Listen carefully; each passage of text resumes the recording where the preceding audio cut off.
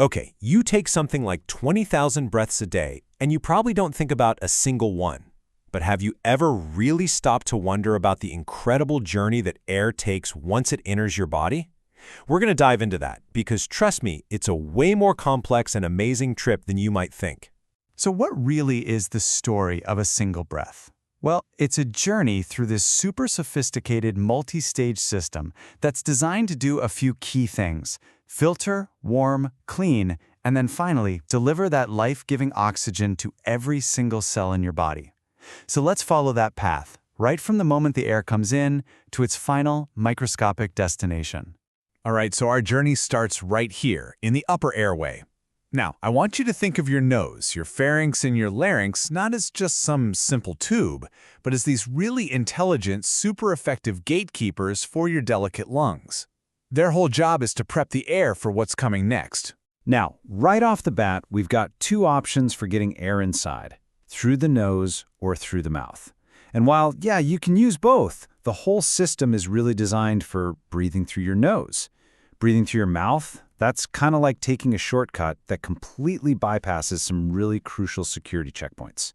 It's actually amazing how much work your nose does before the air even gets close to your lungs. First, you've got these specialized hairs called vibrissae, and they act like a coarse filter.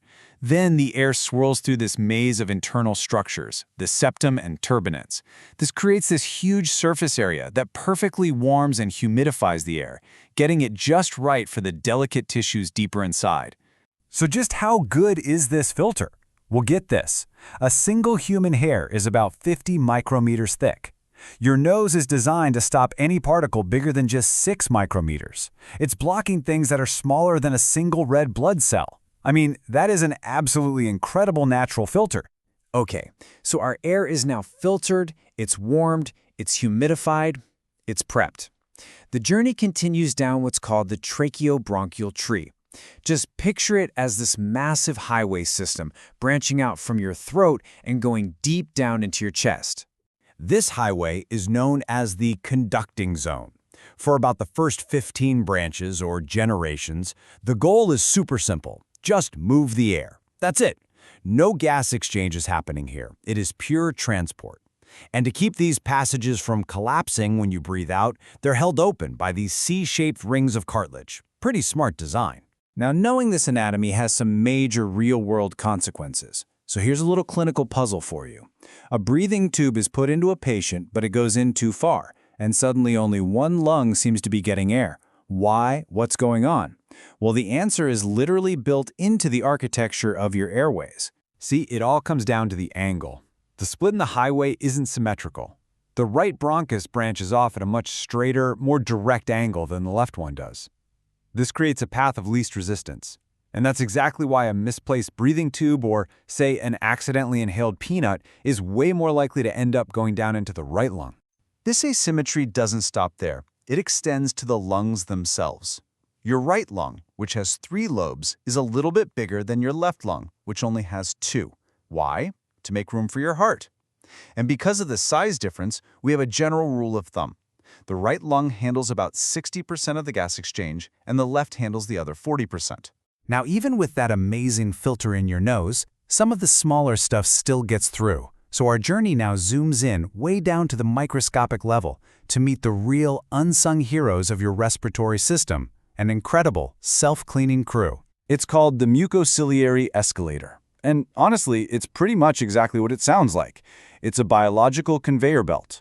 You have this sticky layer of mucus that traps all the junk, dust, pollen, microbes, and then billions of tiny hair-like things called cilia are constantly beating upwards, carrying all that debris up and out, away from your lungs. You know, we usually think of mucus as just this gross thing we deal with when we're sick, but it is absolutely vital. It's like a protective shield that keeps our delicate tissues from drying out and protects them from toxins. It's basically sticky flypaper for anything that shouldn't be in your lungs. And it's almost all water.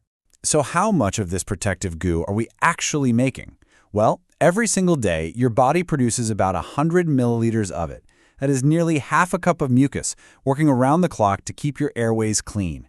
And the crazy part? You swallow most of it without ever even noticing. So what's the engine driving this whole escalator? It's the cilia.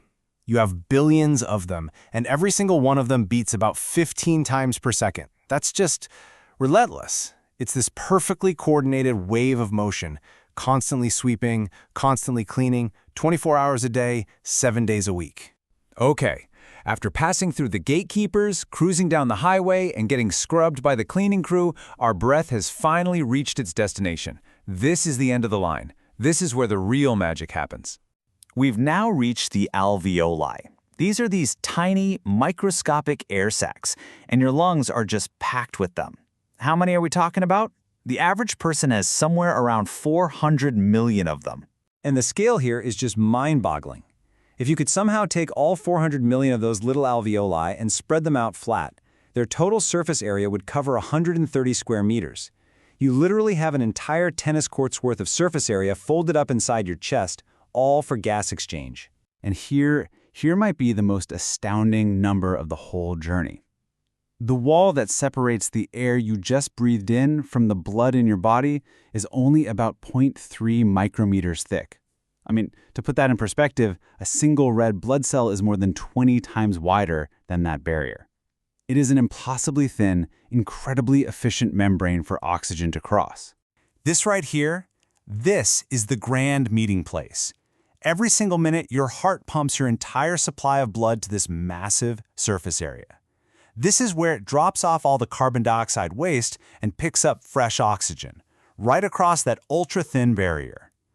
This one exchange is the entire purpose of the breath's long journey. So from the tiny hairs in your nose to those 400 million alveoli, this incredibly complex system works tirelessly every second of your life. It's a true masterpiece of biological engineering, and it's all designed for one purpose: to keep you alive. So, the final question is, knowing all of this, what will you do to protect it?